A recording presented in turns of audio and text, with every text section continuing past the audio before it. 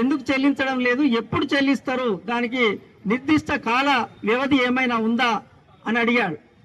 అట్లాగే పిఆర్సీ కాల పరిమితి దాటిపోయింది, 2 సంవత్సరాలు అయిపోయింది, వెంటనే మీరు ఎప్పుడు ఇస్తారో చెప్పండి అన్నాడు. పెండింగ్ డిఏలు 5 ఉన్నాయి ఇప్పటికీ, అవి ఎప్పుడు చెల్లిస్తారో చెప్పండి అని అంటే నిర్దిష్టమైనటువంటి జవాబు ఇవ్వకుండా ఉప ముఖ్యమంత్రి గారు, ఆర్థిక శాఖ మంత్రి గారు అయినటువంటి బట్టి విక్రమార్క గారు మరి ఒక సరి అయినటువంటి జవాబు ఇవ్వలేదు. పిఆర్సీ రిపోర్ట్ ఇవ్వలేదు, ఇవ్వగానే ఇస్తామన్నారు. ఇది నిజమా? పిఆర్సీ కాల పరిమితి ఎప్పుడో అయిపోయింది. 2 ఏళ్లుగా ప్రభుత్వాలే వాటిని వాయిదా వేస్తూ వస్తున్నది, ఎక్స్టెన్షన్ చేస్తూ వస్తుంది.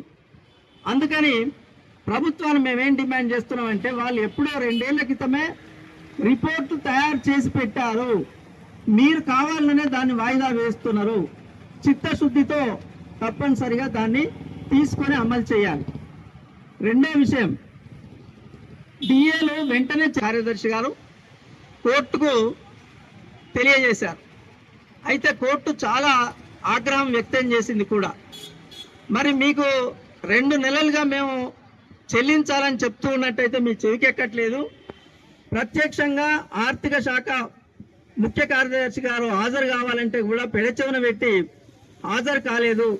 ఈరోజు ఏ రాత్రి అయినా, అర్ధరాత్రి వరకైనా నేను అట్లాగే కోర్టులో ఉంటా, మరి ఆర్థిక శాఖ కార్యదర్శి రావాలి, ఆయనే జవాబు చెప్పాలని చెప్తే వెంటనే వాళ్ళు ఆన్లైన్లో మాట్లాడిచ్చారు.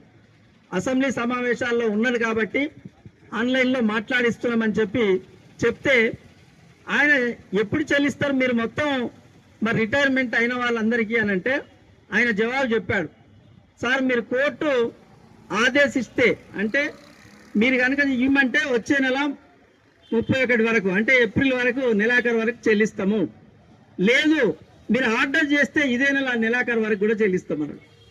దానికి షరత్ ఏమిటి అని అంటే, వేరే రంగానికి ఆపాల్సిన అవసరం ఉంటుంది అని అంటే కోర్టు జడ్జి గారు చాలా క్లియర్గా చెప్పారు, మీరు దేనికి ఆపుతారో ఆపరో మాకు సంబంధం లేదు, పదే కోర్టు కాంటెంప్ట్ అవుతూ ఉన్నది, ఉద్యోగస్తులు ఇప్పటికే 80 మంది చనిపోయి ఉన్నారు, కాబట్టి వచ్చే నెల 9వ తారీఖు వరకు పూర్తిగా చెల్లించాలని కోర్టే ఆజ్ఞాపించింది.